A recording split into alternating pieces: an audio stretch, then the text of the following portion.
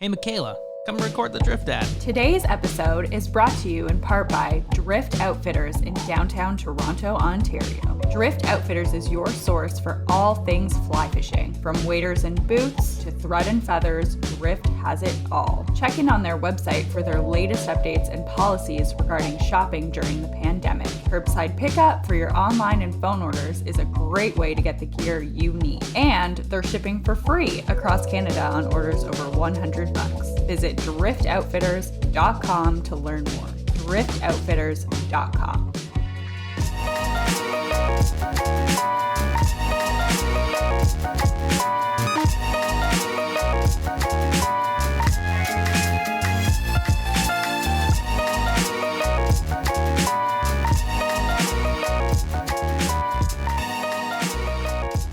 Hello and welcome to another episode of SoFly. It is Wednesday, April 7th, and we're recording again.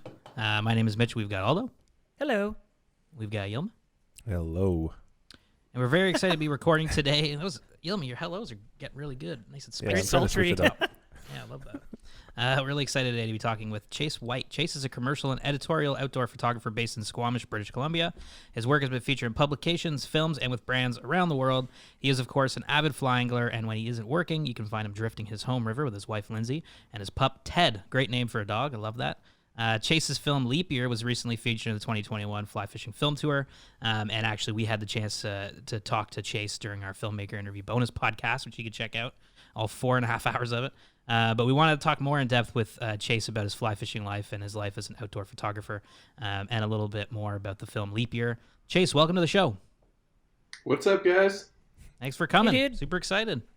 Yeah, man, I'm happy to be here. I feel honestly pretty honored here. Your roster of previous guests is a little bit stacked. Yeah, we've had some pretty awesome people on the show. We're really lucky that they're just like, sure, I'll come on your stupid podcast. We're like, really? It's kind of unreal. It's kind of unreal. Three guys from Toronto. It's like, sure, okay. Yeah. Nah, Yeah. It means you guys are doing something right. Oh, thanks. Well, thanks for coming on. Where are you Appreciate calling it. in from today? I'm at my house in Squamish, BC. And how's the weather over there? It's rainy, which is absolutely incredible because it's steelhead season over here, and so that means rain means fresh fish, which is very welcomed by all over here on the coast. Oh man, yeah, I can imagine. So, are you fishing right now, or it's kind of just that moment before the calm before the storm? No, we're definitely fishing right now. In fact, it's kind of like safe to say that there's too many people fishing right now. Okay. Oh, okay. Yeah, it's like it's kind of a weird fishery, right? Like you have when it's the season, here in Squamish, we get all of Vancouver out here. Yeah. So Right. anyone who steelheads in Vancouver, they pretty much just steelhead in Squamish. So it's Right. there's lower mainland kind of the the better and stuff, which is mixed feelings on that fishery. It's a big time hatchery fishery, and a lot of people out here have mixed feelings on it as well. But just because it's a very strong kind of like for fly anglers, which I feel like we're in a safe fly haven here on Yes, this of course. podcast. Yeah. Of course. I'd say so. It's a very gear heavy fishery down there, and so Squamish is like one of our few totally catch and release only fisheries. So lots of fly anglers come out here, try to do it the right way, the hard way, whatever you call it, yeah, it's a lot of fun. There's I think we have kind of like 5 different rivers, but 2 main ones, and give you a bit of a sample of everything. But there's definitely a winter steelhead run here that kind of starts around January-ish, but it'll run through the freshet come sort of late May. And what's the fishing like in January? Is it like cold and shitty, or is it kind of like not bad? Yeah, it's cold and shitty for sure. Yeah. I always see pictures, and I'm like so jealous of it. It's really early on out here, and like I'm sure people will. I'll probably get honestly like hate letters about even just talking about it, but it's it's a lot of needle in a haystack that early on in any kind of winter steelhead run, right? Like, Right. I feel like most winter steelhead kind of really, really stack up kind of, like 3 weeks before any big blowout, right? And ours is mostly glacial fed river. So that kind of problem solves itself when the rivers blow out. It's just Right. nuked. Nothing can fish. So that kind of ends it. But leading up kind of March, it'll start fishing pretty decent. So we're definitely into it in April, and it's good times for sure. Okay, right on. So Squamish, quick question, because we got a buddy in Squamish. He just moved there. Like, I know we asked you last time, but I can't remember what you said. Do you know Joel? Joel Clifton? By any chance he's a photographer out there? I know he's doing a lot of mountain biking right now. I haven't seen him. You remind me of him. Your temperament are very similar, so I could see you guys being friends. I think you guys would be buddies. Yeah. Yeah. We got to make that connection. You guys got you're holding out. It's one of those things like, oh, you're from Canada. Like, do you know this guy? It's like, no, I don't fucking know that the guy. funny thing is, I'm actually not from Canada. I'm actually originally Texan. Oh, okay. Amazing. Where in Texas? My family. I was born in San Antonio, but lived in Austin for the majority of my adult life. Nice. Mm-hmm. What brought you up here? What brought you up to BC? Man, I followed love, and I'm not talking about fishing. Please tell me what that is like. I'm just kidding. No, lonely. I'm the lonely. Lonely Yelma podcast streaming with you. I was chasing tail, man. No, I met my wife. She was visiting for a conference down in Austin, Texas for work called South by Southwest, and super long story short, we were sat at an invite dinner hosted by Lululemon. We were sat across from each other, and as the dinner started, they right as we're about to do intros, they're like, "Hey, so now this is gonna be a meditation dinner." Whoa. And so that means you're gonna eat in silence with these. Sounds so stressful. No pun intended, eh, Mitch?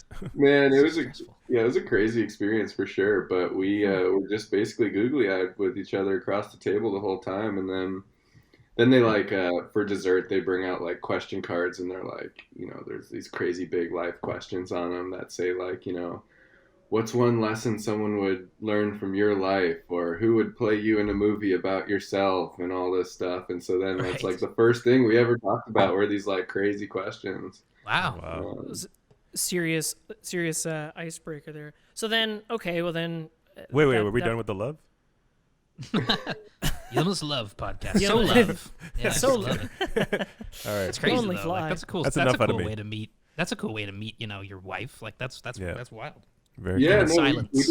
we did long distance for like 2 years, and lots of her spending time down in Texas and me coming up here, and it's a really, really cool way to meet someone. We love it down there. My family's down there, so we get down there as much as we can too. So It's a nice balance, the north and then the south.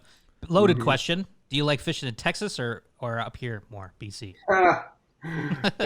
That's like that's It's kind of impossible. You don't have to answer. Both are No, amazing. it's so different, man. Like, it's so different. Like, what I'll say is that when I fish down there, I definitely, like, don't get me wrong, like, I love fishing for salmon and steelhead. Like, that's a hard thing to replicate, right? Yeah. But when you, down there, you're like, our fishery down there is like, Port O'Connor, Rockport, like, Gulf Coast, saltwater, and you're kind of sight feeding fish on the salt flats, right? Yeah. Right. And so it's like you go from being like, I'm gonna feed that fish right there and watch it eat, right? Like that's something that's like real kind of hunter fulfillment, weird kind of cathartic experience for any psycho angler. Mm-hmm. And then you come back here and you're like, well, yeah, these are steelhead. You're kind of back to blind casting. Yeah. And Faith. yeah, and it's like, man, it's really hard to go back to like 1,000 casts blind casting, right? Yeah. It kind of messes with you. Yeah, I get you. That's actually a really good point. I mean, that's going to prompt. I mean, this is prompting so many things, but we've both fished recently in the same place, which is Rockport, and with Blue Lagoon Lodge and Joe.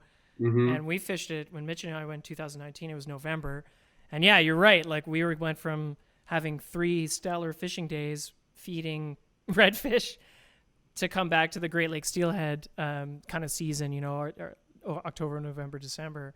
And that's a really interesting point. I didn't think about it that way. Just like to have that juxtaposition of like, Yeah. Constant reward, and then coming back to like, fish of 1,000 casts. Yeah. Yeah. 100%. Sorry. Yeah. Mitch. No, I was please. gonna My say, phone. so backing it up to when you started, did you start fly fishing in Texas then? Yeah, I did. I mean, I fished when I was like, I fished my whole life, like since I was like, I don't know, like 6 years old or something like that. But yeah, I picked up the fly rod originally when I lived in Texas and kind of cut my teeth on, ditch pickles and redfish and all kinds of stuff like that, man. Like all kinds of, all kinds of like sort of a lot of weird fishing down there. But the Gulf Coast kind of stole my heart and really kind of lit the whole thing on fire. And that's where it all kind of took off for me. So how did you like get into fly fishing? Like what was what made you pick up a rod? Yeah, I think originally it was, so my family has a place in Park City, Utah as well. And so Oh, nice. there's kind of the Heber, the Weber Provo, kind of those fisheries out there, which are like, world-class kind of blue ribbon trout streams. And just kind of like, I think it was like, we were pretty young, but like, did kind of a guided trip or two with some buddies, and we're just like, holy shit, this is unlike anything else, right? And just couldn't stop thinking about it. And then it's goes from one thing to another, and soon you're just like, well, how can I do this back at home? And then start chasing it down there, and before you know it, you're like, man, I swear, no matter where I move, I'm bringing a fly rod and figuring out how I can target them on the fly. Yeah. What was it about the fly that appealed to you? What had you hooked, so to speak? I think it's the same with me as it is for a lot of people, where it's like, I think with sort of where people and society and like technology is today, I think there's a general sort of resurgence to do things a traditional way, and maybe not even traditional as much as it is like the hard way. Right. Like, I've never made things easy on myself, and I think doing things like a bit of the hard, challenging, more analog way, I guess you could say. Yeah. I think there's something about that where it's like it's a noble pursuit, right? Like I'm choosing to do something a challenging, difficult, analog way, and when you kind of overcome that, there's this sort of rewarding and fulfillment in it that I don't think you could really find anywhere else. But I think it's just like, I don't know. There was something in that always stood out to me. Like I like old cars. I like all kinds of stuff like that, where it's like, just doing things like a little bit more analog. There's something about that keeps me coming back. It's a great answer. I don't think we've ever heard that before when we've asked, what was it about fly fishing? No one's ever said that. It's kind of like the same. It's like carpentry or something, where it's just got that vibe to it. I know exactly what you mean. Mm-hmm. Yeah, but like redfish is a perfect example, man. Like you feed that fish on a fly, and dude, you're never gonna do it any other way. Oh, it's so much fun. Yeah, it's so fun. I've never caught a redfish on a like a spinning rig or anything, so I don't know. But I mean, on the fly, it's just insane. It's just insane, So I got you there. Do you remember like what your first fish on the fly rod ever was? Because I know you mentioned a few species, but do you remember the very first fish you caught? I mean, it would have to be probably some guided trout, I'm sure. I'm sure it was like some horribly mediocre trout. That's all good. Some like, probably like 9-inch brown trout that, it's like I was probably way too stoked on. Yeah. We all know that feeling. Man, I'm going to be so stoked for a 9-inch trout right now. Oh my God. Trout season's in like 20 days, and I'm just gonna freak as soon as I catch like a 4-inch brook trout and freak I'm pretty stoked. Yeah, but like honestly, trout fishing is like, I was just talking to a buddy the other day. Like it's hard to like, just like whether you're like dry fly fishing or anything like that. Like it doesn't matter. Like it's all relative, right? Like you just kind of adjust your adjust your expectations of your hunt, and like a 4-inch brook trout can be like honestly just as stoke worthy as like some Yeah. crazy fish, right? Like it's Totally. like it's all relative. Yeah. Totally. Yeah. 100%. Yo, Blue Lagoon Lodge. Like, how dope is that place? Like, that place is so sick. That was Mitch and I's first time, first of all, in Texas. For me. Yeah, me too. Well, yeah, and for you too. And first Okay. time reg fishing. And it was like, the way that came around was pretty interesting. We had a guide buddy in Montana. He's from Texas as well.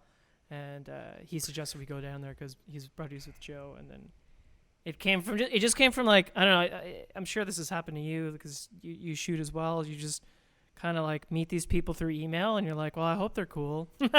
And then we got down there and it was awesome. It was so much fun. Yeah, totally. Wait, hold on. So I've got a couple of questions for you guys. Yeah. Okay.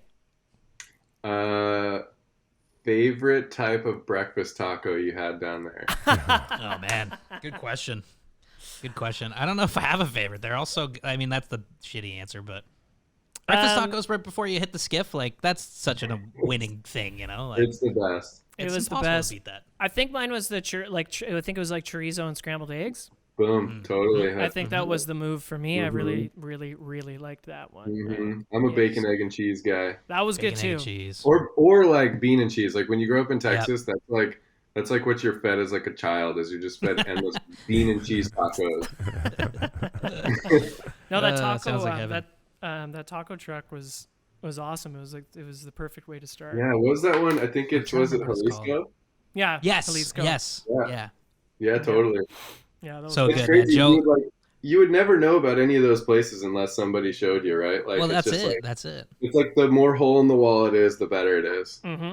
Joe amped it up so hard too. Like we were all drinking tequila the night before. He's like, "You're gonna love this place," and we're like, "Probably," and we did. We totally Yeah, loved it. probably. No, but circling back to answer your question, Joe's great. Blue Lagoon is great. Like I've got a ton of respect for somebody like Joe who, you know, he's gone through a lot to make that yeah. place what it Yeah. is. Like, you know, personally, professionally, kind of everything, you know, from sort of teaching himself to guide and all that kind of stuff. And like, I know there's people down there who are kind of understandably a little bit have sort of mixed feelings about the growth of the sport in the area, Yeah, for sure. which I totally understand, right? Like, who wouldn't want Yeah. to do that? It's just, you know, you could go Yeah. spend a ton of money going to Belize or wherever, or, you know, all that kind of Yeah. stuff, or you can go down there and it's like kind of just as good. So good. So good. It's so Yeah. fun. Like margaritas and tacos and, you know, sight feeding redfish from a flat skiff is like, I don't know what's better, to be honest with you. That's true. It was probably one of my favorite trips, like all around trip. I mean, that's Yeah, that's a no really doubt. hard thing to say, but I mean, it was really like, you know, we got lucky in terms of like, you know, a cold front moved in and then Yeah. left, you know, the very day we got there, so the fish just Mhm. turned on and it was great. I was looking at your photos. I noticed that, you know, everything was so lush when you were down there. What time of year? Because when we were there, everything was like dry and red. Mars. It looked I've like we got- were fishing on Mars. I mean, normally pre-COVID, I'm down there every 2 or 3 months. Oh, okay. So it's kind of like, you know, a lot. Like, I don't know Yeah. you know.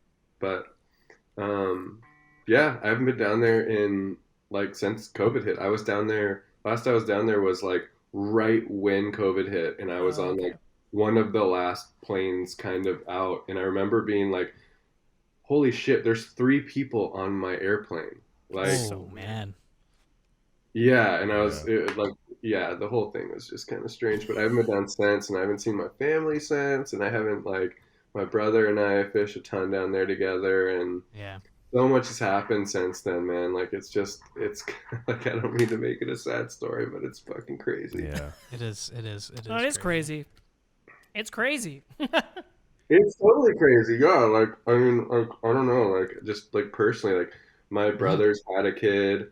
I have a kid on the way. My brother's wow. bought a new house. I've bought a house, all this stuff, and we're Oh, super man. tight. Like, we're, like, talk every day kind of people, and, like, Yeah. haven't seen each other since any of that stuff has happened, and I'm sure that's, like, most people have their own kind of version of that, and it's just Yep. kind of crazy. Yeah. I mean, that's a we've lot always of big been- stuff. That's a lot of big stuff to Yeah. happen in a COVID year. Congratulations, by the way. Yeah, Yeah. congrats. It's crazy, man. Thanks, man. crazy. Yeah, I think I've timed it perfectly. So right as sort of steelhead season ends, then I can go into baby daddy mode. Yeah. Yeah, totally. Totally. Side kind of tangent though. Like, what's the vaccine like down there? Because I know the U.S. is like seemingly doing a pretty good job right now. Like, is Yeah. your family all getting vaccinated? Yeah, they are. Mom and dad are all done. Brother is 2 years older than me. He's done now. Like, yeah, so they're doing good, man. Nice. So hopefully soon you can head down there and go slay some more reds. Well, yeah, and they're just really, I mean, they're just really waiting for the border to open because they want to come visit up here. They want to meet Yeah. the babe and all that kind of stuff. So, you know, Yeah. my brother still is looking for his first steelhead. So Oh no way! Oh my God, that's something to look forward to. Jeez. he'll kill me. I think he's gotten like 4 trips and still looking for it. Oh yeah. Hey man, that's steelhead. You know, this isn't no redfish, man. You know, like Yeah. welcome to the big leagues. Oh man, it's brutal. It's so brutal for so many people that do that. It's like, man, looking for your first fish, especially if you're looking for a winter steelhead as your first fish. It's like, you know, not for the faint of heart. Yeah. Yeah, that's for sure. Okay, switching gears a little bit here because you're a photographer, and you know we have all looked at your site, and your photos are like wild, man. Like you're a Insane. fucking good Yeah. photographer. Your images are absolutely amazing. How did you get into photography? Like, did that come before fly fishing, or was it fly fishing first, or you know what was that kind of journey? Yeah, photography. Well, thanks for the kind words. I really do appreciate that. I mean, photography definitely came first. Okay. Photography was like, you know, kind of like high school type of deal. Yeah. Like, you know, you're talking like ninth grade or something like that. Yeah, I mean, I studied fine art and photography in school and in college, and it's always been something. But I bounce around too in the creative fields too. Like I've done a lot of. I've been like a creative director for a publicly traded software company and some other kind of, you know, more corporate gigs that I've taken along the windy path. Yeah. Yeah, photography's always been a thing for sure, and you know, it's just kind of like whatever I'm doing, it's always kind of married up well with it. But fly fishing seems to be one where I don't know. I guess man, it's a crazy thing. Like it attracts a lot of people to it, right? Like it does seem to go hand in hand, but it's just one of those things where it's like, you know, these fish, they don't like to live in ugly places, and so photography just kind of goes with it, right? Yeah, exactly. True. Yeah, it's a good point. I mean, photography wise, like you do a lot of outdoor stuff. I mean, primarily that's your focus, eh?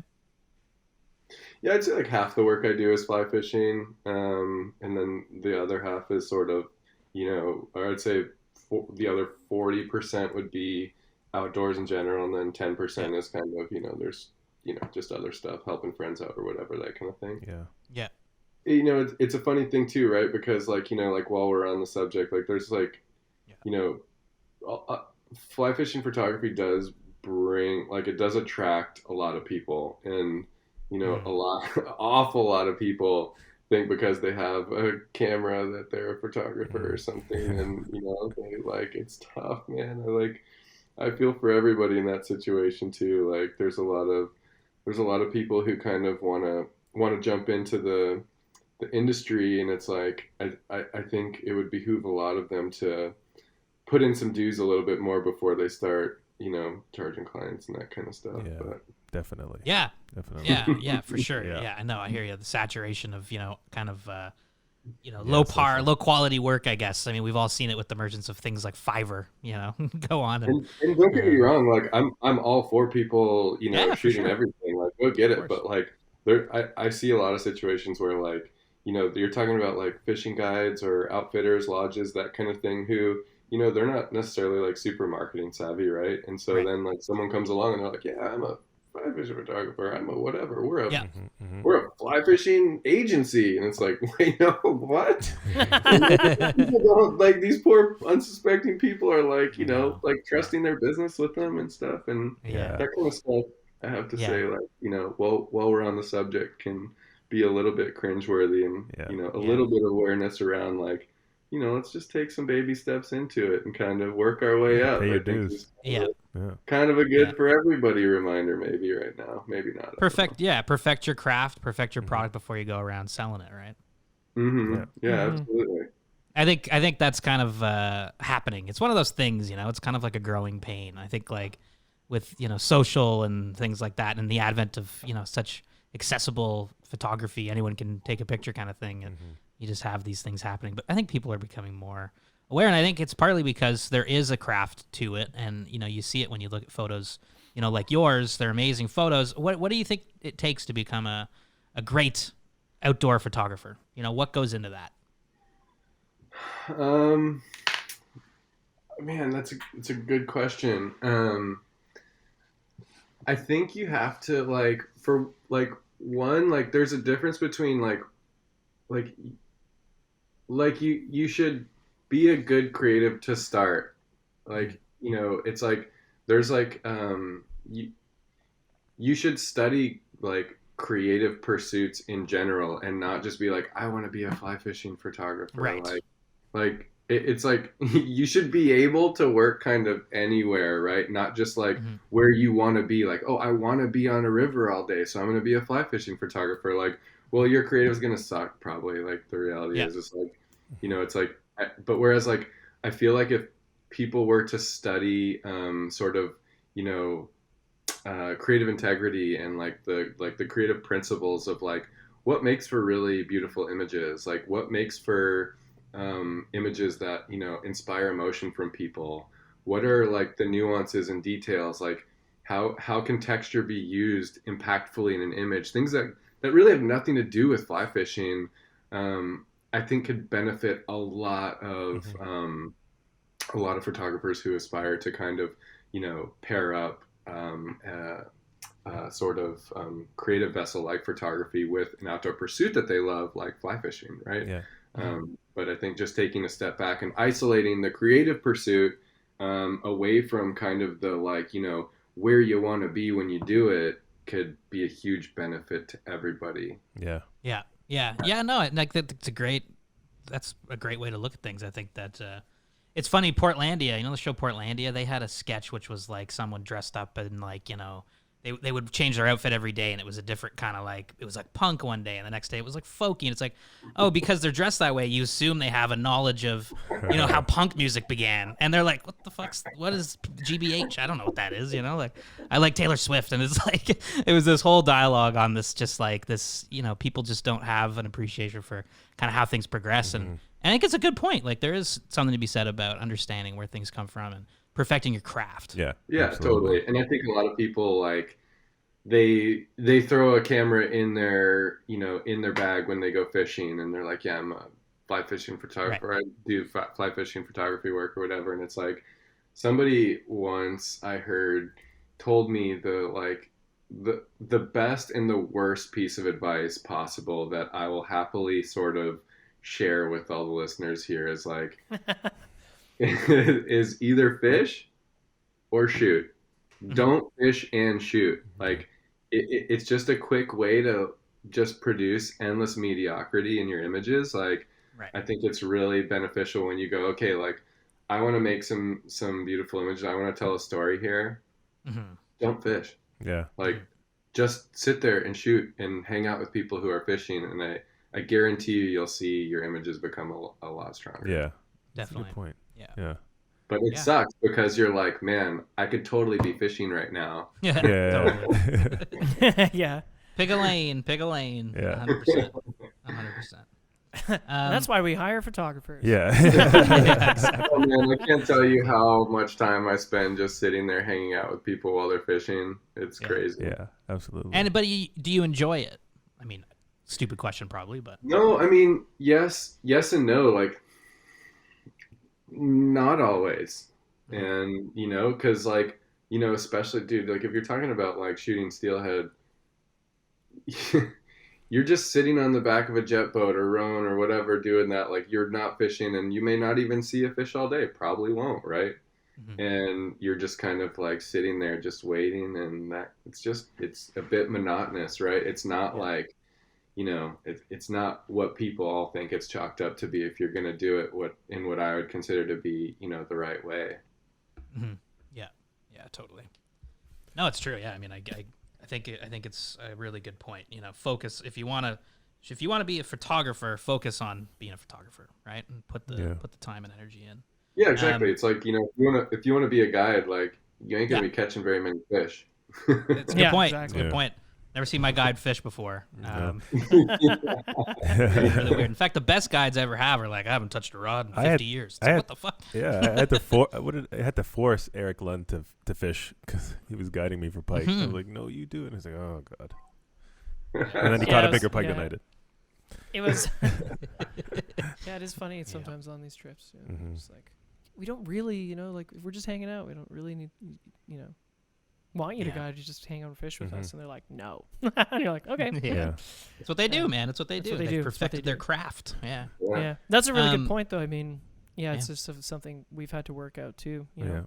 But it's also like the other part of that is like, for anybody who's like a would-be sort of fly fishing photographer, when you're out and, like, and you want to fish, like, scratch that itch, man. Like, just put the camera away and just, you don't have to take a picture of every fish you catch, all that kind of like, just like, it's way more cathartic to like actually connect with a fish where you catch it and like, or you're with a buddy and you just kind of like have that experience together and, enjoy that moment of that thing and just let it go and let it be what it is, right? It doesn't have to be like everything is. You don't have to capture it. Get it. Like, totally. Doesn't have to be that way. That's what I get a kick out of what we do, just as a side thing, like, the podcast kind of allows us to like, you don't have to take a picture of it. We'll just talk about it later. And it's kind of like another way to capture it, right? As a memory. Yeah. Without sounding cheesy. Super cool. Or tell that story, Yeah, no doubt. Like that's actually really cool. Like if more people were like, would like write about the fish they caught or something like that, right? Like, yeah, totally. Yeah, don't worry about the gram, But as a photographer, like what inspires you? Like what gets you excited? I mean, I would be remiss to say like not other photographers for sure. Like I absolutely love inspiration. Like I find that like whenever I'm in a sort of creative rut, like, getting inspired by, other people that I think are producing, really nice work is like a really good way to jumpstart my engine.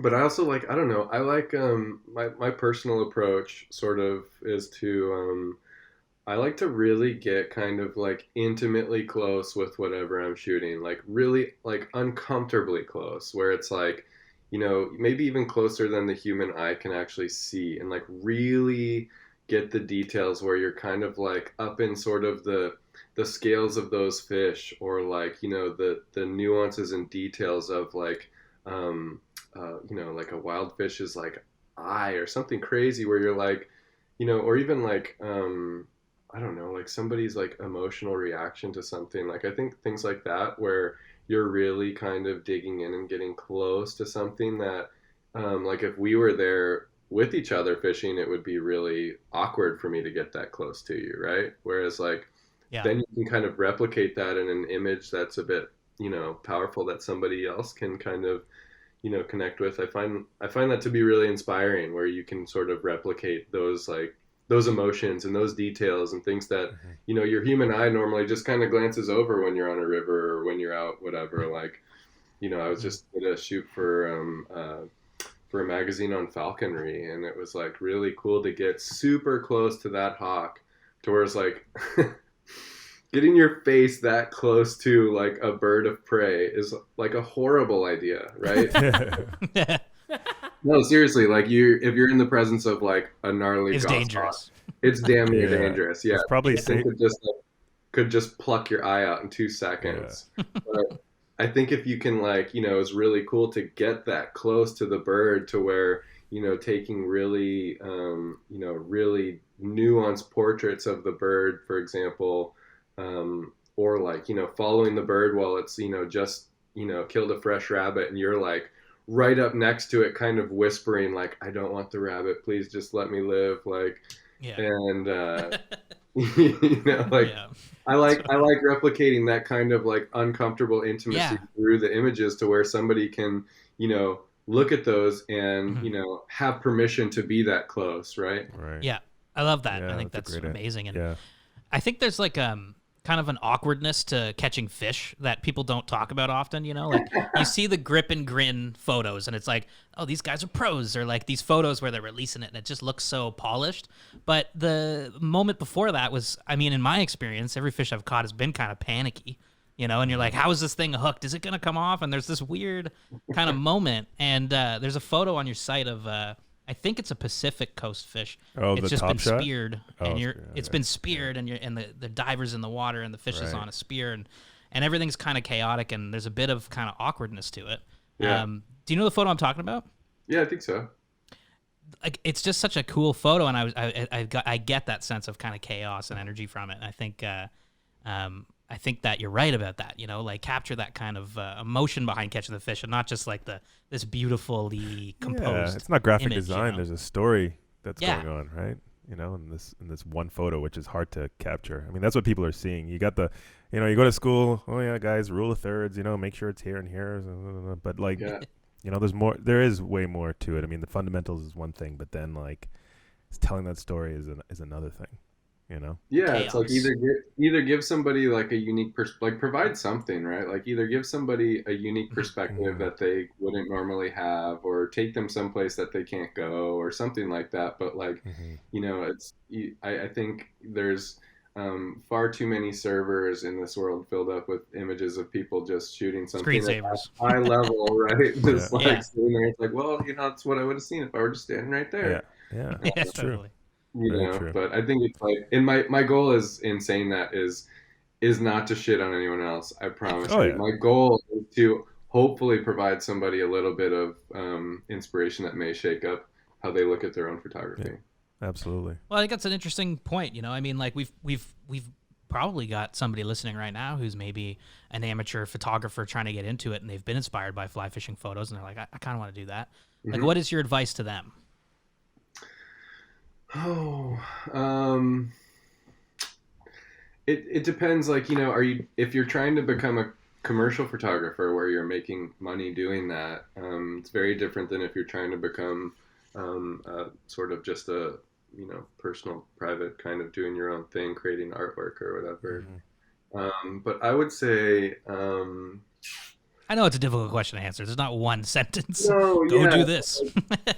What advice would I give them? Is I would say, you know, take time to go fish with people or go shoot with people fishing where you're not fishing. Like really Yeah. go hang out, and it'll force you to sort of cure almost your boredom with exercising your creative muscles. Like go just tag along and not fish, and you'll be there for every moment. You'll sort of stretch yourself, and you'll I think it's a really good exercise. But that said, if you're shooting commercially, then no brainer. That's the approach that I recommend. Yeah. Yeah. Yeah. And be prepared to eat a lot of beans, right? Shooting commercial photography. A lot of rice.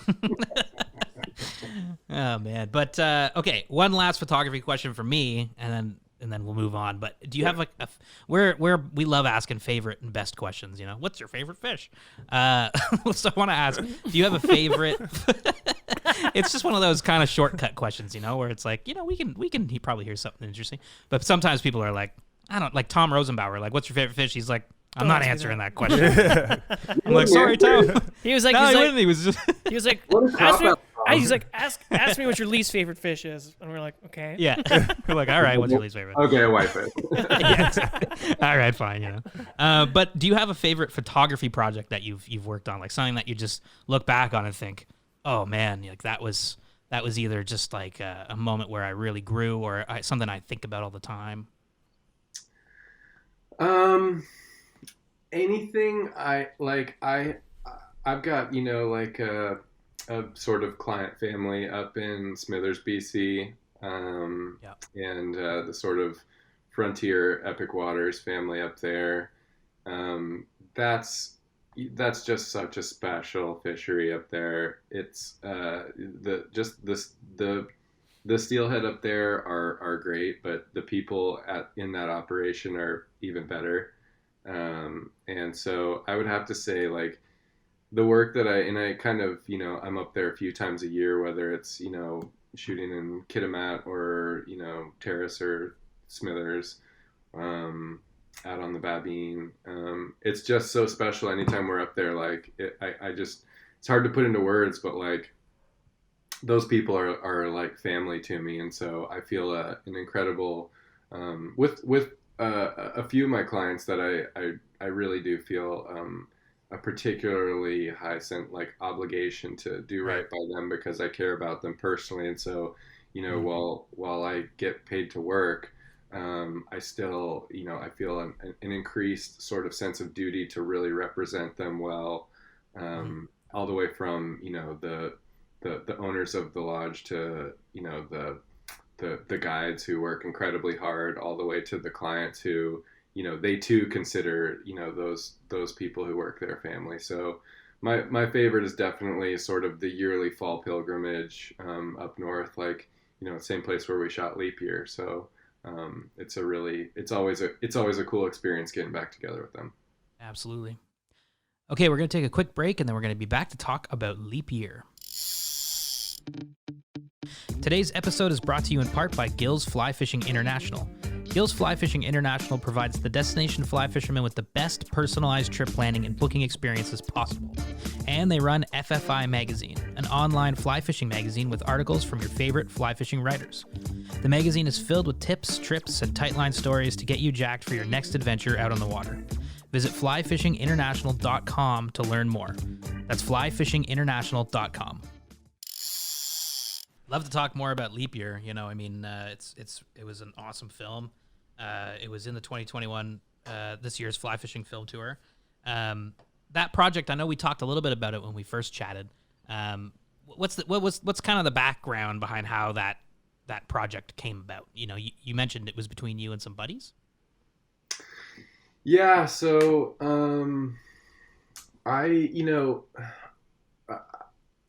every year I kind of work with them to figure out, what's the right approach here. And, when I think it's probably the same for a lot of photographers that, when you have anything that's tourism based and then you throw a stick in the spokes with something like COVID, it's a tough situation. And of course, everyone's trying to make the best out of it. But, we saw that as, and including, some of the people who are in the film, right? They saw it as an opportunity of like, well, this is a unique circumstance that's not necessarily all pretty, right? Like there's a really horrible side to this too. A lot of people's livelihoods, right? And, while I fundamentally agree. I heard recently Bob Hooten say that nature doesn't owe you a job, and I fully agree with that, which is, I think, wonderfully said. It doesn't change the fact that there is an impact, taking place. And when you take the sort of all those, for example, those clients who, they pay a lot of really good money to travel up there every year and be with those people at the lodge, which I think I could confidently say they care about spending time with them more than they care about actually fishing. You have a pretty big impact on people's lives. So we were just like, well, if you look at the traditions that happen here, which are, very deeply rooted, right? Like people travel there the same way steelhead travel there. Like it is a yearly trip back that they just follow their nose back there, man. And, there's a lot of tradition there. And we were just kind of said, okay, well, what happens if the tradition is broken here? What's actually on the line? Is it that big of a deal? Maybe it's not that big of a deal, but let's dig into it and see what comes out of it. And that was sort of the premise for how we wanted to make this film. And did you know the story you wanted to tell going in? No. Or was it sort of, it was kind of along the way? No, it's kind of along the way. And, I think in your head, when you're producing a film, you always, you could sort of fall anywhere on the spectrum of how much clarity and storyboarding you've done beforehand. But I think when you dip your toes into a more documentary style filmmaking, you can't have the story already written. Like otherwise, that's not Yeah. real. How could you know what's going to happen in the documentary, right? Like, Yep. you're kind of more there to report on what's happening. And so for us, I think it was a little bit of a hybrid approach where we had some ideas of some sort of through lines that would be interesting for people, and some things we wanted to highlight that we think are particularly important about fishing communities in general. Yeah. But we also wanted to leave room for the story to tell itself. Right. Yeah. No, it That's makes sense. I like that. I like that. Yeah. These are notes that I'm taking for our next shoot for sure. Right on. We can have an idea of what we're planning to shoot and the story we're trying to tell, but yeah, it could change, and we should be able to pivot if we need to make the story stronger. Right? Yeah. Totally. And like a perfect example of that is like, in our film, the scene everybody talks about where Stevie and Chris are, just farming all those fish back to back to back, where, they're farming more fish, like farming meaning like fucking it up. They're single-handedly sort of, long distance releasing more steelhead than most people would in their entire lifetime, right? Yeah. Yeah, I mean, I couldn't believe there's so many hooked. Like everything you read about steelhead, you're like. Yeah, and it's like that's a perfect opportunity of like, one of those little things that comes up. Like, did we plan that? Like, of course not. Like, how could you possibly plan that? Like, that's just the stars aligning, right? And that ended up being one of people's favorite scenes of the film, I guess. How many fish did you hook during the shoots? Not that many. Did you guys actually. count? No, it's not that many really. No way. Yeah, it's tough. If you're shooting steelhead, like, of course it's right when you show up, should have been here yesterday, right? Right, of course. Totally. Yeah. Isn't that just, by the way, just the worst thing? Can we erase that from fishing lexicon? Like, Yeah. if any guide ever says that, you should just smack them. Honestly, I think they're just Thanks saying it to put the onus on you, man. you Like, I got- think they're just it's too bad you didn't have yesterday one was more. amazing. Yeah, or This it's is too bad you weird. didn't have one more day because tomorrow, Yeah. and you're Oh, like, fuck yeah, you, yeah, dude. yeah. Like, what are you talking about? Yeah, talking about like the biggest sort of like non sequitur say nothing something of all time. Totally. So true. Eh? Totally. I love that. But to answer your question, it's not that many. Like, I think most of the fish we hooked you see in the film. Like, Right. we're also not trying to fish for fish more than we need for the piece. Like, we're not out there just like, hey, let's get them all and then we'll pick the best. Like, that's not what this was. Yeah. And there's a certain sensitivity on the resource too, where we're not trying to exploit that any more than we have to get our message across, right? Like, they can be super fragile fish, and I think you got to be understanding of that too. How long was that shoot? Like, how long did you? I honestly, it was a big days. It was kind of like, like it was like a bit blurry, right? Like, we were talking about like at weeks of, up at 5 a.m. and, Right. bed at, I don't know, like 11 at the earliest kind of deal. Like, it's Right. it's a lot of that, but it was at least 2 weeks of that. Yeah. Wow. Yeah, it was kind of tough. Like, I was like, personally going up there, I was like, well, what I'm gonna do is we're gonna work on this film, and then I was like, I'm gonna leave like 3 days for me to fish personally, just for myself after the shoot wrapped, Yeah. and then right when the shoot wraps and we get everything we need, there's like a 25-year blowout on the river. Like, it's like they haven't seen levels this high in 25 years. What? Should have been there yesterday. Yeah. Right. Yeah, no doubt. And and I was like, cool. So I'll see you guys next year. Yeah. Shit. Man, that's brutal. That sucks, man. Oh my God. So that's what it is, man. That's the way she goes. Yeah. I mean, Yeah. that's steelheading, right?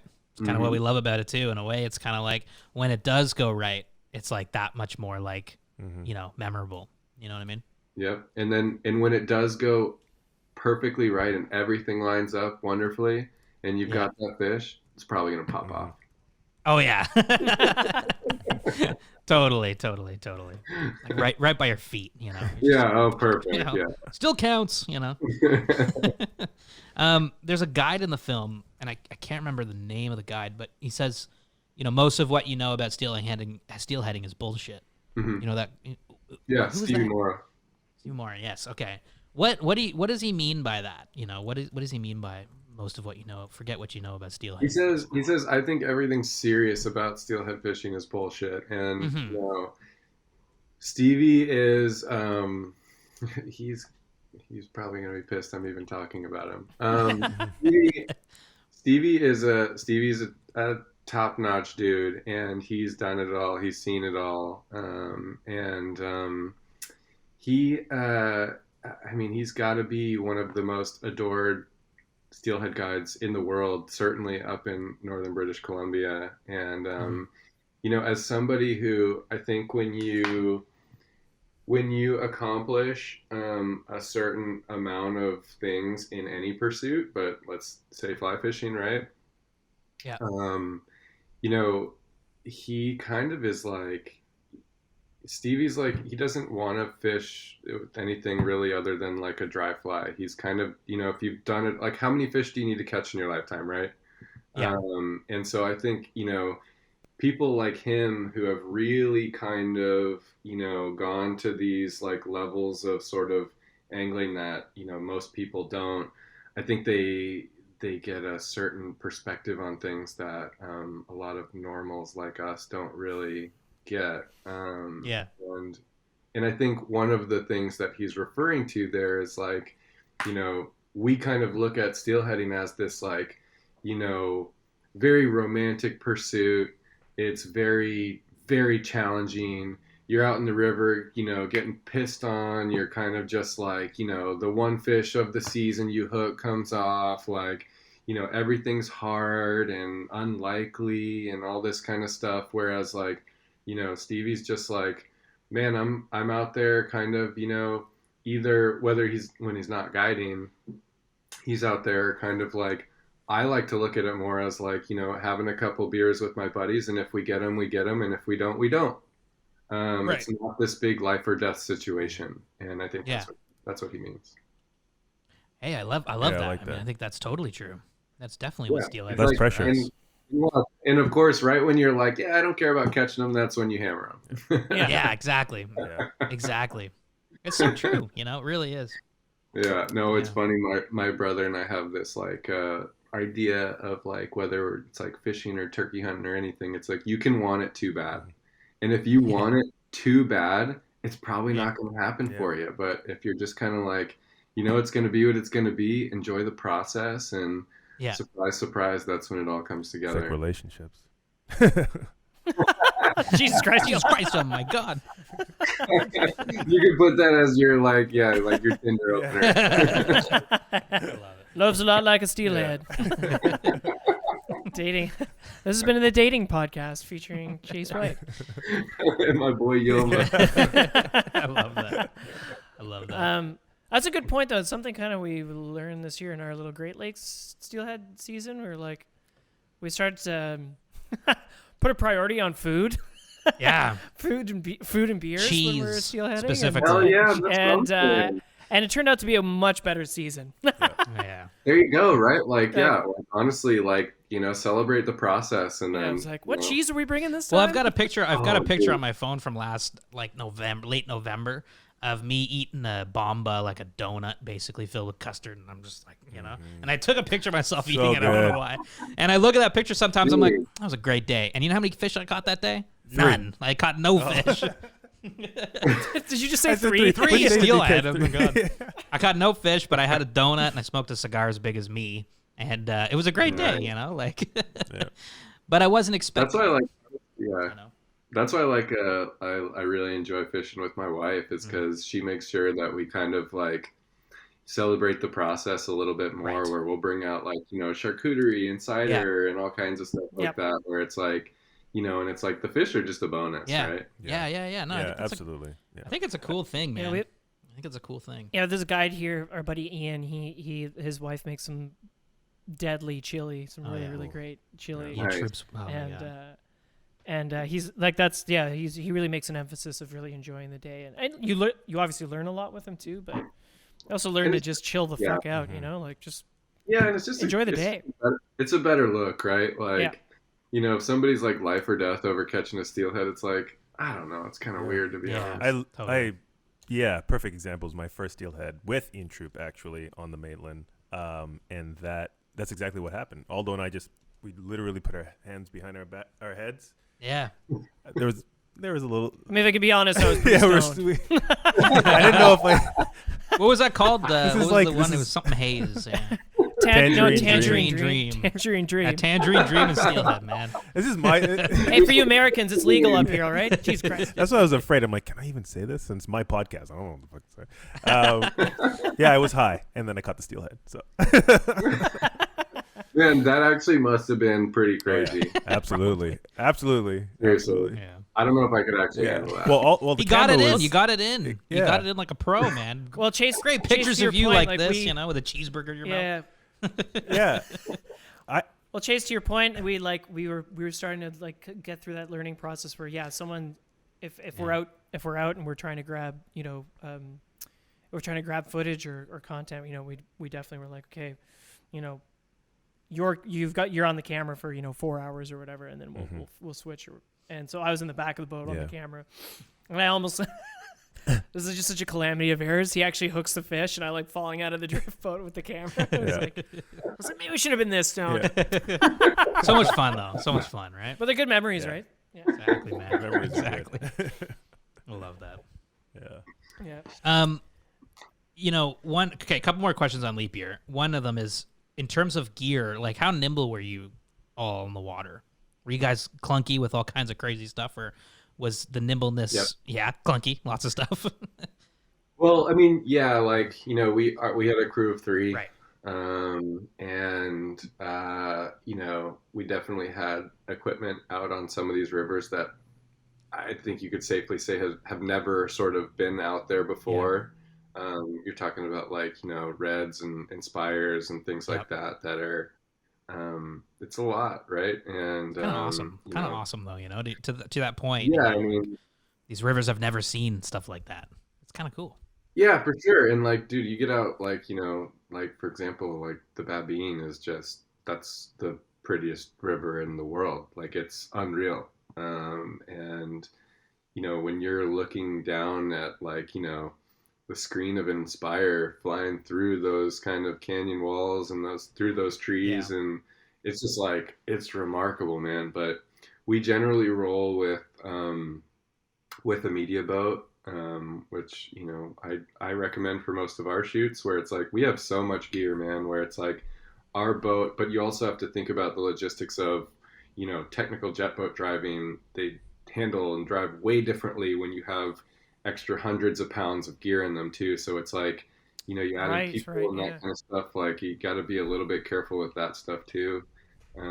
So yeah, we did have a lot of gear, that's for sure. But most of the people who know us when we shoot out there, they know we roll deep. Yeah, you're coming prepared to get what you need, right?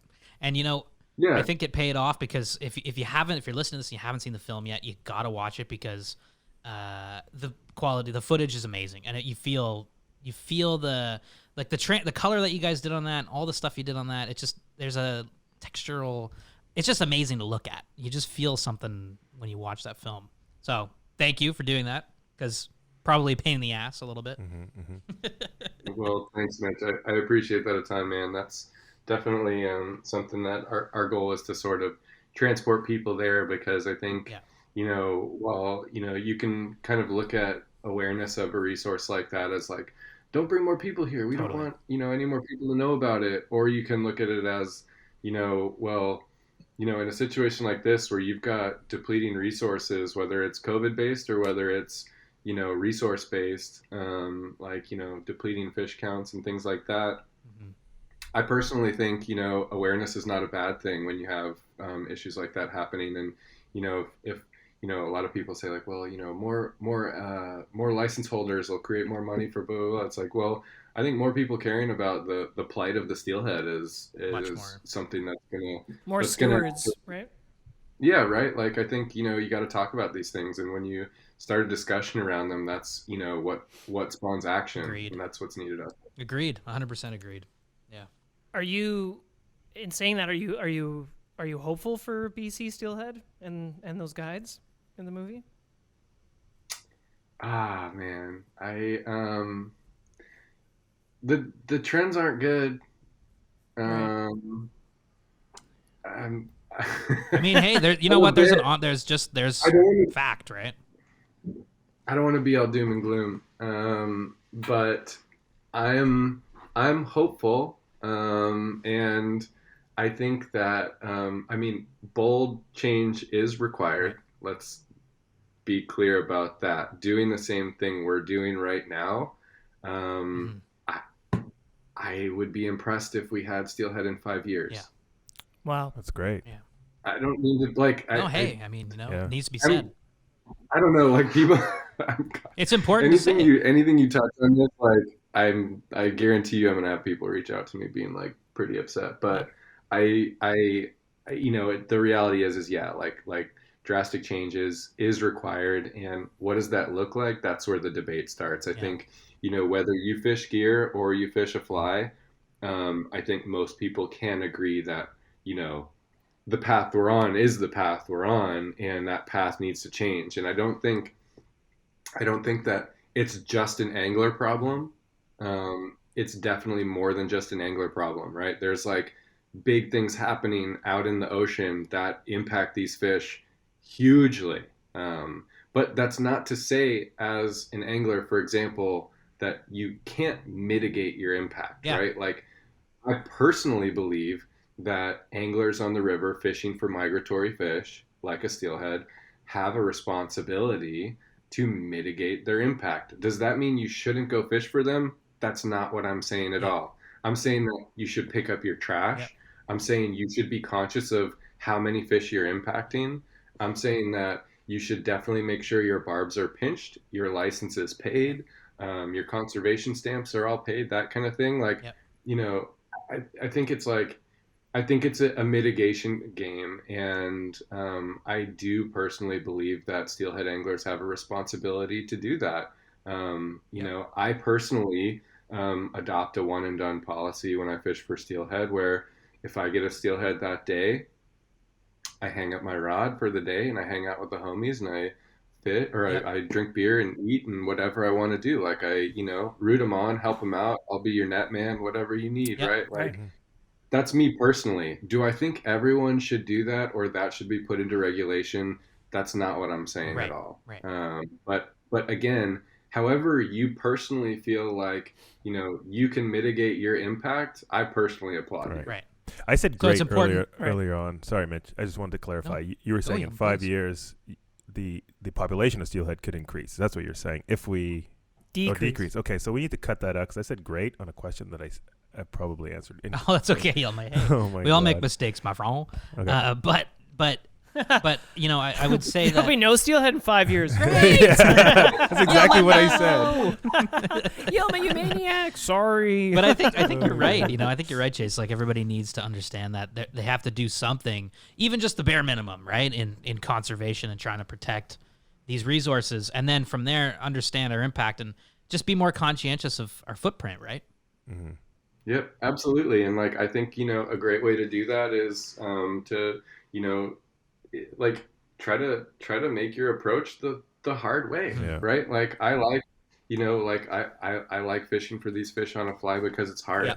Like, if I could just walk out into the run and pin a fish, I get it and I head right home. Like, I don't know, it just doesn't personally, it doesn't do it for me. Whereas, like, if I have to work my butt off and And then when that moment does happen and it really lights me up, I just think that's way cooler to begin with. But I think, our method of how we target these fish also goes into, those efforts to mitigate your impact, because it benefits you, it benefits everybody if these fish are around for longer, right? Like they're actually a huge linchpin in the whole environment. So I think that's lost on people, where they just think, I just want to get them. And it's like, I get it.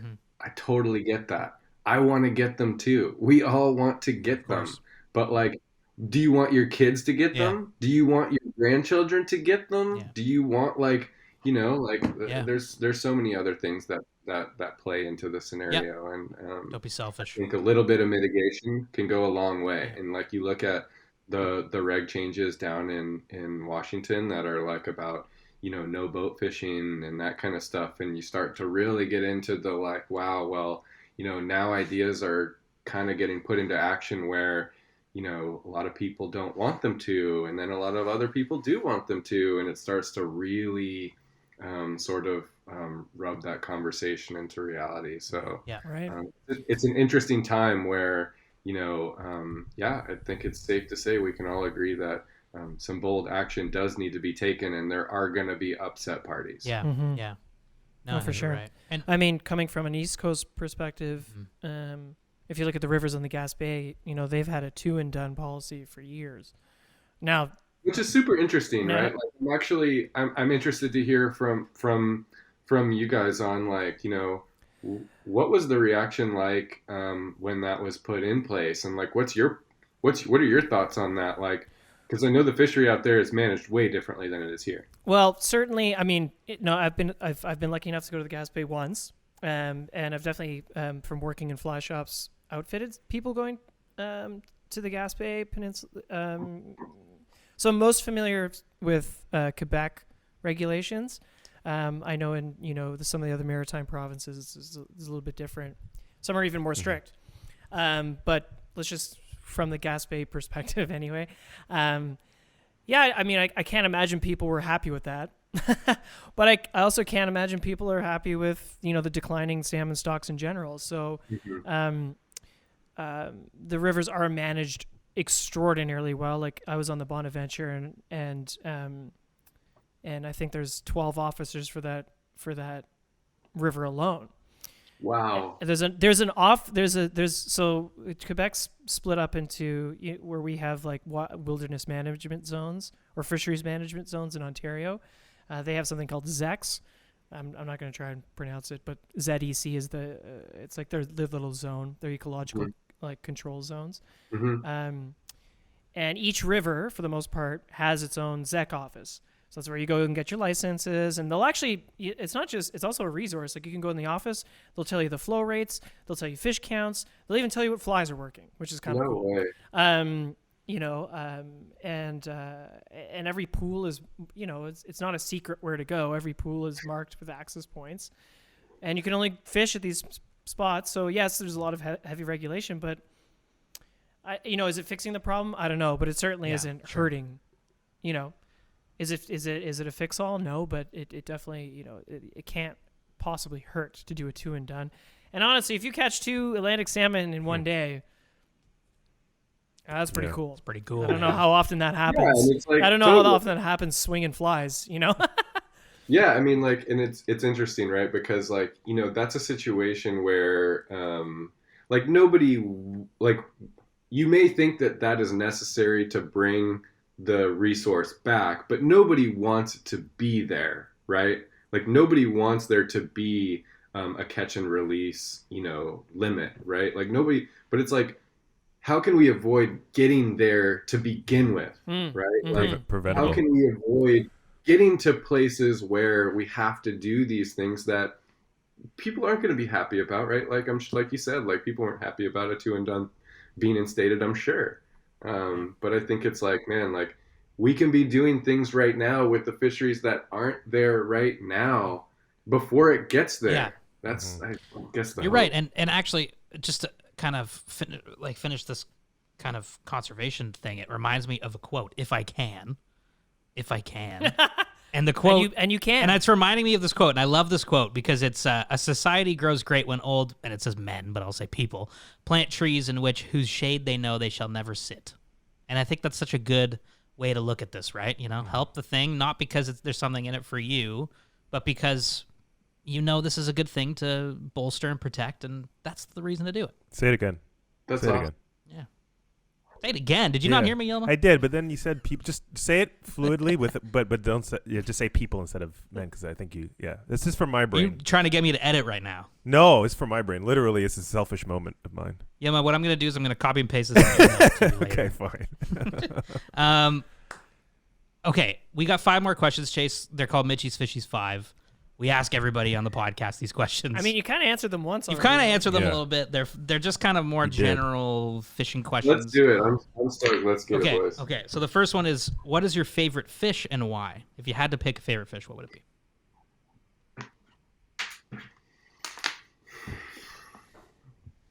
Steelhead is too obvious. I'm gonna say redfish. Nice, right on. I love it. Redfish are the best, man. I totally get it. They're so cool. I can't. I couldn't believe how great it was. Like, it was exactly how I thought it was going to be. You know, It blew all of those mind, man. It split it in Yeah, half. Like yeah. the guy hasn't stopped talking it about really. I It's can't. crazy. It's crazy too because like imagine if a steelhead were to ever like tail, like if it were ever just to be like nose down digging, the tail is up kicking around, right, and you're like, oh my god, Totally. look at that, like I'm about to totally hook this thing, like, like Yeah. 100%. it's really that's a moment where it's like, and you can't. It's unlike a lot of fish where you have like a momentary foresight of like, this is about to go down. Get your shit together. Don't fuck this up.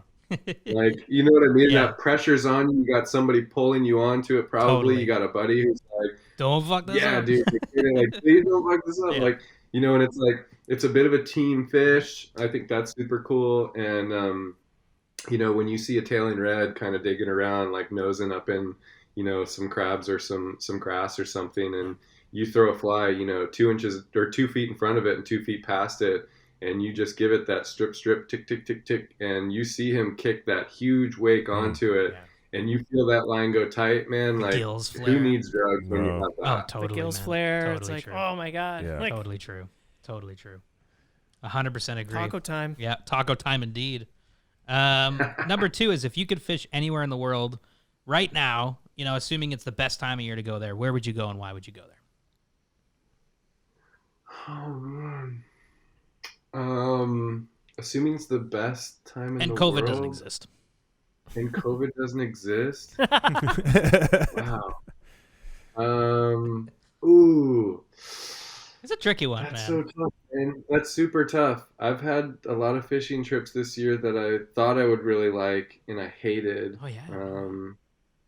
Yeah, like tuna fishing Right. and stuff like that. Right. Yeah. That's for A a grind. different type of angler, man. Yeah. Go like 70, 80 nautical Yeah. miles offshore for like the most expensive skunking of your life. Yeah, that's brutal. That's the opposite. So, but on the other side of it, man, like, you know, like candidly, I would say I would be like, you know, down in Texas red fishing with my brother. But I would say other than that, like, you know, skating dry flies up in, you know, the Bulkley Canyon, you know, somewhere up north That's is cool. great. I don't know, like, I don't know if you guys have ever tarpon fished, but No, but You definitely want to, yeah. like kind of Everglades tarpon fishing is unreal. Jumping a tarpon is, you know, that'll ruin you. I bet. You know, I don't know. That's 3. I can't pick I love one. it. I think those are all Yeah, great. it's I think great. those are all great. Aldo, do you remember number 3? Because I got to run to the washer really bad. Can you ask number 3 What while I is? just run? Yeah, for sure. What's your favorite fishing memory? If you can even narrow it down, or just a standout moment. I've had a couple days on the Texas coast that have been pretty wild. But man, I don't know. I had my my bachelor party, my stag. on the Henry's Fork in Idaho. Oh my God. Yeah, and it was one where I honestly didn't think a lot of people were gonna come, and I invited a bunch of people hoping that, a few show up, and ended up that we had something like 18 dudes drifting down the Henry's Fork in Idaho. For your bachelor party, That's that's cool. awesome. Yeah, yeah. It was really cool. I mean, like, walking the sort of, I don't know if you guys know about like the Harriman Ranch in Idaho.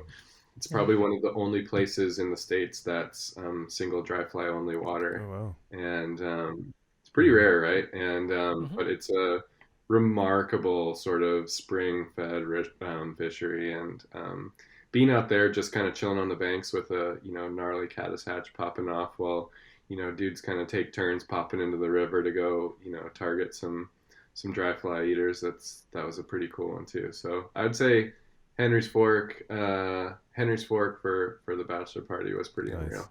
Nice. I mean, I just caught the end of that, but that sounds like an amazing memory. Bachelor party on Henry's Fork. Yeah, if you want- Well, we've got a if you want looks, yeah. if Start you want planning looks, yours, Mitch. Yeah. Yeah. Mitch is engaged, Yeah. so we gotta Oh, nice. figure out a Man, bachelor party. yeah. Congrats in advance, Thanks, man. dude. Yeah. 2019, and then we were supposed to get married during 2020, and COVID hit, and now we're just one of those couples that's been engaged for, it's Yeah, like 10 I know years a in. few of We're those, still yeah. engaged. I know a few of those. Like, Yeah, way she goes, But Henry's Mhm. Fork, hey, Aldo, come on, Yellow, baby. That Yeah, sounds pretty some good. big Let's do browns over there. it. I've heard. Okay. it's cool. Yeah, it's a good one. It's a good one too because it's like just like a dry fly fishery is just kind of fun for all the homies, right? Oh, Just totally. putting beers in the Oh, yeah. bank. Totally. And is the fishing there like, would you say it's like, I don't want to say hard, but is it like if you haven't fly fished before and you go try to do some dry fly fishing there, like, will you catch some fish? Yeah, you ain't gonna get them. No? No, Oh, no way. Really? no. Like it's like so like especially like on that section of that river, it's single dry fly only. You can't fish a wet fly, right? Okay. So it's like these fish get a PhD in humiliating you, and they're really good. Like they're really good, and the hatches are like these bugs are the most tiny little micro nuanced Oh, man. sort yeah. of trichos and crazy things like that that are like you got to know a lot, and you got to really be able to present. Right. You're talking like 7X, like 14 foot 7X leaders that can have no drag on them whatsoever. Yep. That kind of thing. So. Very technical. Wow. Okay. Shit. I don't know. That's amazing.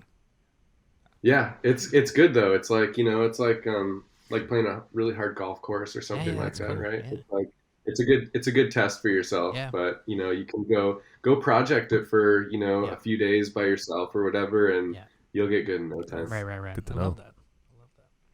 Maybe we don't do the bachelor party there. I don't know. Maybe we just go fish some bass or something, Well, no, but so that's just one section, Totally, right? So totally. the Harriman Ranch section is it's one section of that river that was donated to the state of Idaho by the Harriman family in a trust, and they gave it to the state as basically you can have this as long as you keep it recreational angling, single dry fly only. Okay. And that's what they did, and so that's why it's like the only section of probably any river in the United States like that. But there's the Madison, there's all kinds of other rivers around there, and other sections of the Henry's Fork that are not that, which you can, throw streamers, you can throw dry droppers, you can throw dry, and all kinds of crazy stuff, and you definitely get them. Okay, I dig that. Yeah. I mean, we gotta go So check it. back to having your bachelor Yeah, we're going party. back. Yeah, I'm back in. Let's do it. Come on. We're back in. I love it. Okay, number 4 is, why do you fly fish? What do you get out of fly fishing? Why do you do it? I think about that a lot, I'll be totally honest with you. I think I would be lying if I said that a part of it wasn't that it just kind of gets me away from screens. Yeah. Like I these days, I'm out on the river most mornings, kind of, mostly solo or with a buddy, and it's like you're just not sitting there doom scrolling, right? Yeah. Like so that's awesome. But I don't know, it's kind of fosters sort of a like a, hope and possibility. It's a hard analog thing that I think is good for your character.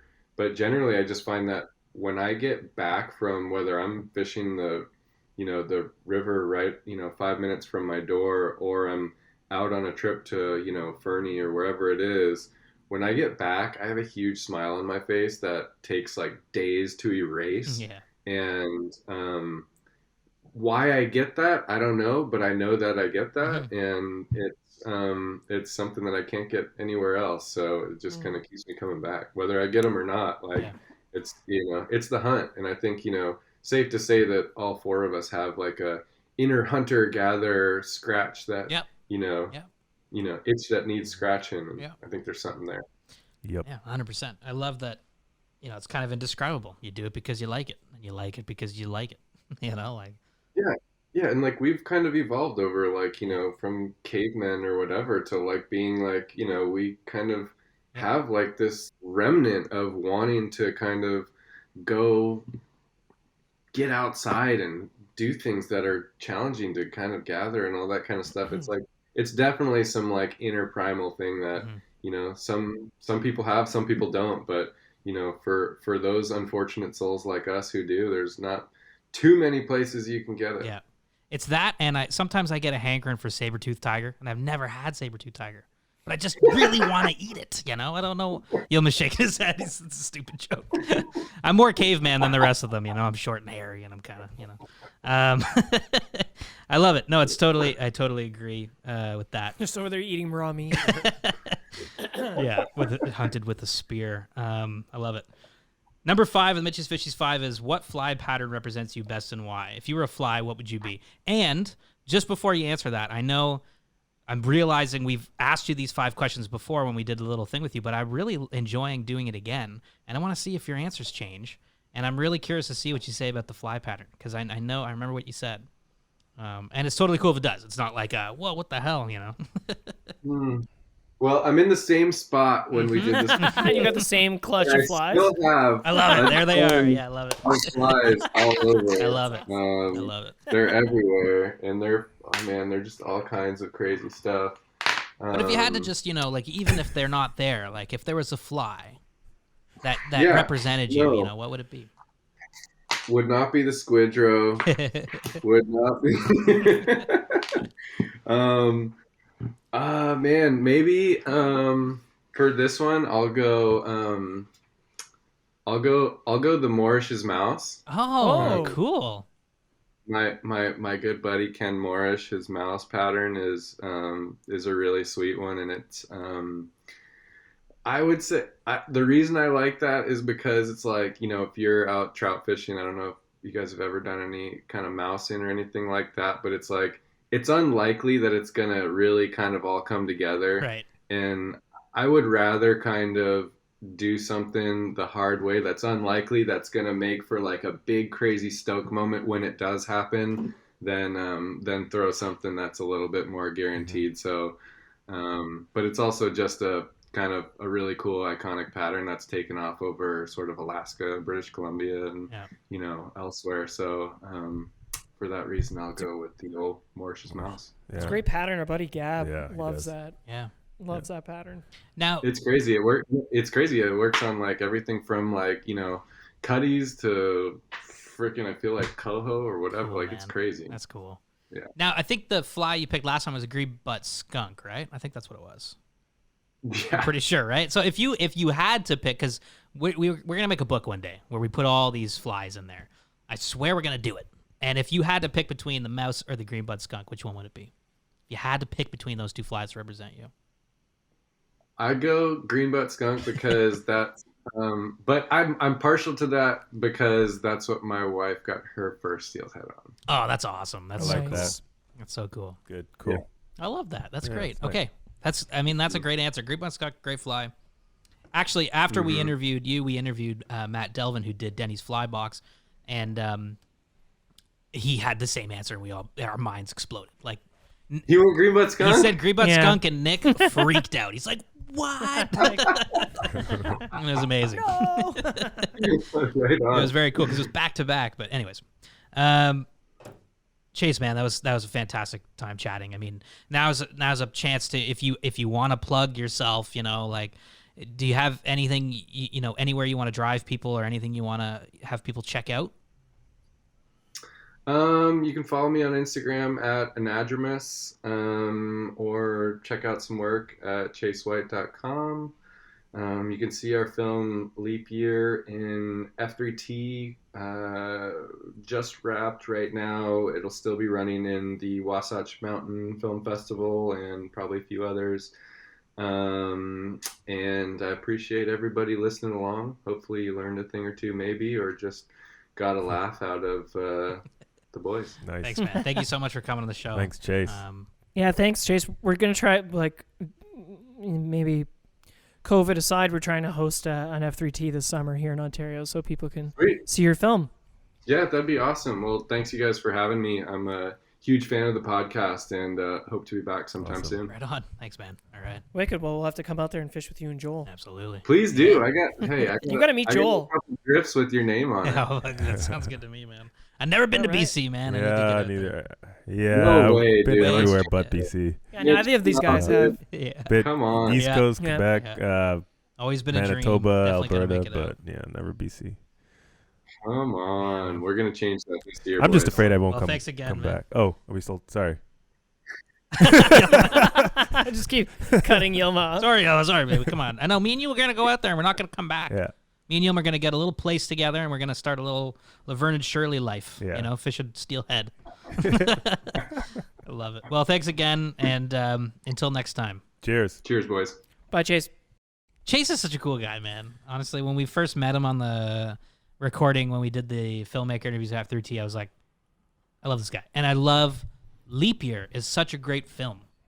Mm-hmm. It's beautiful. Like there was some, all the films after T were amazing this year. But there's something about Leap Year that just appealed to my Canadian aesthetic. My Canadian and steelhead aesthetic. I just love that. They did a very good job with the filming and the post of that film because there's just beautiful color and there is a texture to it. You know what I mean? Like when you watch the film, you feel the essence of steelheading, and that is very cool that they accomplished that because I think that's an accomplishment. Yeah. I mean, he talked about that a lot. He's good at bringing those nuances to the screen, or photos. Like he makes you feel the photo, Honestly, Versus- Chase's photography is insane. wild. It's It's buck so wild. And Yeah. everybody check it out. It's the link to his photography is in the show notes. Fantastic photographer. ChaseWhite.com. I love that's sort of I love his style. It's amazing, and it really does take you into that. And that photo of the divers, like that diver with the speared fish, I just love that photo. It's such a cool photo. And you get His a photos sense are very- of the depth below them, and yeah. Yeah. What were you gonna This say? photos are very clean. You know what I mean? It's just super Yeah. clean. Nothing Well, added. that appeals to your aesthetic. You're a very It does. clean designer. I am a very clean designer. Yeah. I just it's awesome seeing pictures of Joe. I don't know. It's kind of funny that like this person's worked with like it's second picture and there's just Joe with a redfish. I'm like, whoa, Yeah. Joe. It's cool. It starts to Small make your world. world feel a little smaller, eh? When you see people that you've met, across the world. Well, not across the world, but pretty far from home. And then they're popping up from new people that you've met that are talented anglers, and it's cool. Things start to connect. It kind of reminds me of Monty when we had Monty Burke on the show, and we're like, when did you know the story was done being written? He's like, when I started to hear the same thing over and over again.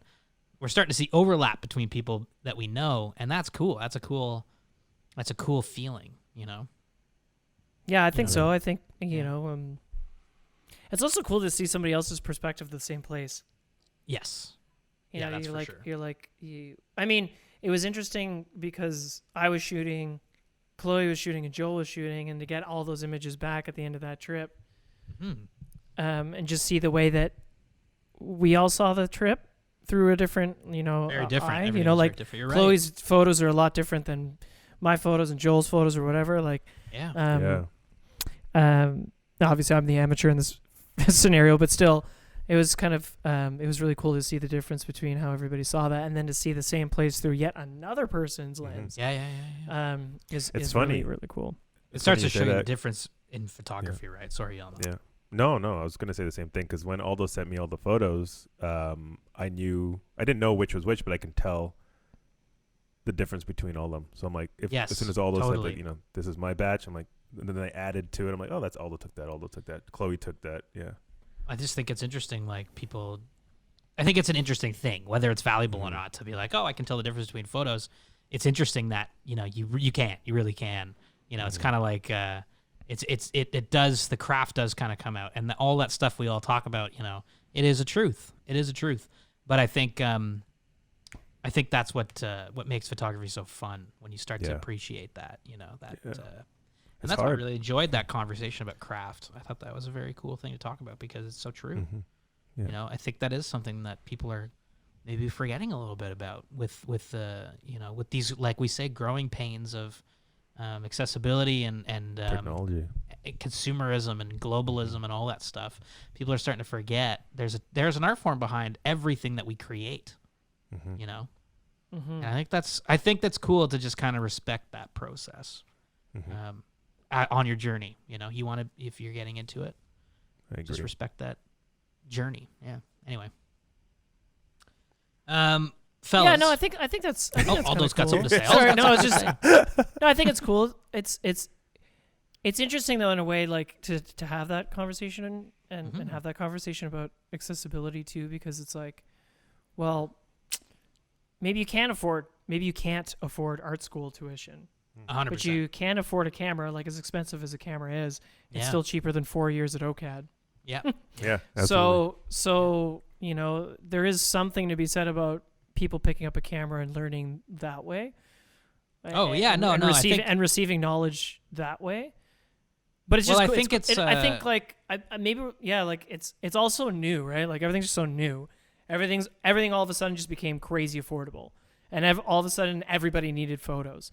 You know, like how many businesses need content? Like, you can't ever have enough content. Like, we struggle to keep up, and we fish, I would say, a lot.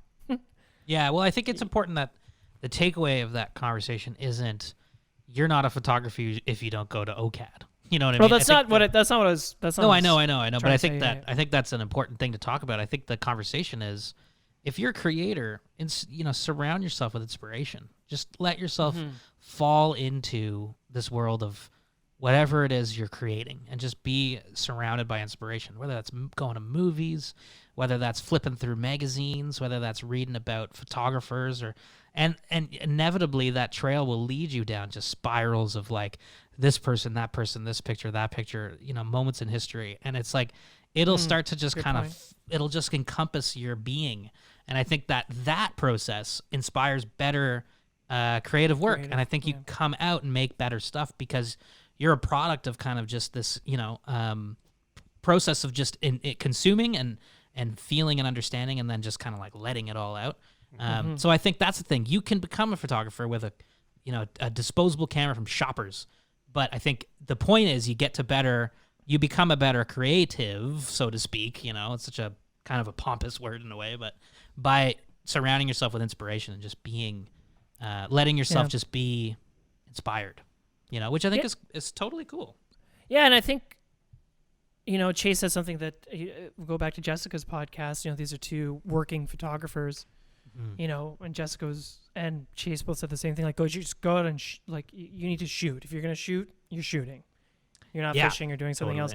And they both said the same thing. You know, like, you know, do you want to you want to be a fly fishing photographer, but you need to do other types of photography. Like Jessica was referencing. I think I remember her referencing, you know, a time in her life where she was doing a lot of weddings, and she's like, well, you know what? I learned a lot from that time. You know, Exactly. I learned That was a good point. you know, how many shoots are you on in a day where you're a portrait photographer, a landscape photographer, you know, a lifestyle photographer, all in the same shoot? It doesn't really happen that often. So, you know, there's merit to any experience, I guess, is what I'm trying to say. Yeah, for sure. And ultimately, I think that will make you a better photographer if you're shooting a bunch of different things, and then eventually, you know, you get into a scenario where you're shooting what you want to shoot, and, you know, obviously all we want to do is shoot fishing, but it's fun to shoot other stuff too, actually. Mm-hmm. Yeah, Absolutely. technicality is important. There's something to be said about authenticity, that A word that we always throw around, you know, genuine, honest, authentic. work, you know, that I think when we see a photo that you could just tell when a photo's almost an accident or it's something that's been captured in a way that wasn't too thought about. It was just kind of a product of the creative process, which I think is interesting, you know? You can tell. Yep. It's just, I mean, I think that's where the art form comes in. With anything, you'd be building cars, you know? Hey, taking out the edit, trash. You can edit this one out, Mitch, but Well, I'm not going to because I don't like editing. okay, cool. So, so are you gonna keep my? We're gonna grade? keep oh my so many God. mistakes, all your mistakes. Keep it all in. Especially when you call anytime Mitch you're fat. like anytime you're like, go back and edit this out. You know, that's me on like 5 days from now. I'm sitting, you know, eating pad thai, and I'm like, I don't want to be doing this. You know, I don't want to edit anything. Okay. Yo. Okay. Export Well, some I pad just thai. wanted I to would add. Thai right now, right? So I would love some pad thai Right? Spring rolls, crispy, little Thai iced tea. Yelma, what do you want to say? I have to say, like, I don't know if this program is still on, but what they used to do, I think it's from this a couple ad agencies in the States. They used to do a what do they do in high school again? When that program where you transfer kids, you switch the kids up. What was it called? When you're in high school and you go to like Japan and France or something. Yeah, you go to France. Exchange program. Yeah, Exchange they had a because of inspiration is so important to create and come up with new, interesting ideas or art direction or design. Ad agencies, what they used to do, I don't know if they're still doing it because when the program hit, it was like 10 years ago. But what they do is they would, Publicis New York would like bring somebody from Publicis Germany, you know what I mean, and switch the two so that they can get inspiration from that specific marketing. It's a good point, region. Yelma. So can we trade you for somebody from SoFly Europe? Yeah. SoFly Europe. I'll just bring Gab back. Gab can come. Do you know what I can think go though? to Quebec. I think there is an important thing there, like the kind of, if I can just add a little to try to wrap up my thoughts. Definitely. It's this idea that the fun part of any creative thing, doesn't matter what it is, everything's kind of creative in a way. The fun part of it is that process and that journey, right? It's not being famous or being paid or whatever the hell, No, That's, I don't that want to be part's famous. That part doesn't matter. The part that's fun is the creation process and letting yourself be inspired, getting up and being like, today I'm just gonna be inspired and go and do that. And I think everybody forgets it in every single job they do because they get caught up in tasks and they get caught up in this is what I need, and they just forget like what do I want? And I think that is an important thing. And I kind of feel like that's, without putting words in Chase's mouth, kind of he's talking about craft. Like, appreciate that process as opposed to being like, I bought a Canon and I want to be famous. Like, fuck, no, that's a bad intention, right? Like, there's literally I think there's truth to that. Yeah, absolutely. There's literally a class called design process. You know what I mean? Little schoolboy over there. Eh? Sorry, I know it's been a while, but Anyways, I know. But long story short, I think it was a great podcast, and Chase, thanks again for coming on. Everybody check out Leap Year. Couple side things. One, would love for you guys, anyone listening that's interested, there was a drift ad at the beginning of the show that was read by somebody, probably Aldo's mom, because that's what we're going to try to do, Aldo. We're going to try to get your mom to read that. We've got to get my mom on. So you probably heard the ad. It was probably Aldo's mom, or maybe we did, or his sister. We'd love for you to read the ad, the drift ad. So please email info@sofly.ca. I'll send you the script. And you send me back a recording of you just reading the ad on your phone or whatever the heck it is, your computer, and we'll put it in the podcast. And you'll be in the podcast off the top, reading the drift ad, which would be so fun. And I'll intro you and all the whole shebang. So yeah, if you're interested, email info@sofly.ca. Make the subject line drift ad or something, or hey Mitchie, hey Yoma, whatever the heck you want it to be, and we'll put that. We'll send you the script, put that in the show. Apart from that, do we have any other news, Aldo? No, I mean, I would say just keep an eye out on our website and Instagram for any updates with the Save the West Credit River. It's April 7th now when we're recording, but the 15th is when this comes out. So we'll have passed the comment period for people to submit comments to the ministry about, of course, the proposed wastewater treatment facility in Erin that's going to dump effluents into the West Credit River, which of course would eradicate the wild brookie population, which of course nobody wants, except for I guess the town of Erin. Maybe I'll get some hate mail for that. But yeah, just keep an eye out because there might be other chances to sign petitions or submit comments. That's really, I think that's all we got, aside from the fact that by the time our next podcast airs, it'll be opener. Yay. Well, not quite. I mean, like this comes out the 15th. Yeah, you're right. Yeah, like yeah, if this comes out the 15th, then the very next Yes. podcast will be May 1st, and everyone will be fishing, baby. It's I'm so losing fun. my mind. I've had one beer. I've had 4. I'm gonna go have another one outside because it's beautiful out. And trout opener, yes, Fuck. absolutely. Aldo made me laugh when Chase was all talking. those headbanging. What's that? Aldo What's made that? me laugh when Chase was talking. I felt so rude. But yeah, and I hope that everybody's been. I've done the same thing I do every year. But I swear to God that I'm gonna tie flies all winter long. And guess what? Didn't do it. So now here I am, like trying to catch up. So Yilma will actually have some flies to fish with. Thank you. And me Aldo. too, man. I haven't tied anything. I need your flies. Yilma's baby. like, oh, sorry. Everybody at home, thanks for listening so much, and I hope you have a fantastic trout opener next week. Thank you, Chase, so much for coming to the show. That's it for me, Mitch. Aldo. Bye, everybody. Yelma. Bye, everyone. I was gonna say the doctor. Wow. Bye, everybody. Time. It's like a thing now. I don't Hi, know. It's like your thing, just fucking up the Okay, outro. all right. I love it. See you later, everyone. Take care. You can find all of our content at sofly.ca. Reach out via email by sending your questions or comments to info@sofly.ca. Find us on Instagram @the SoFly Crew. Thanks for listening.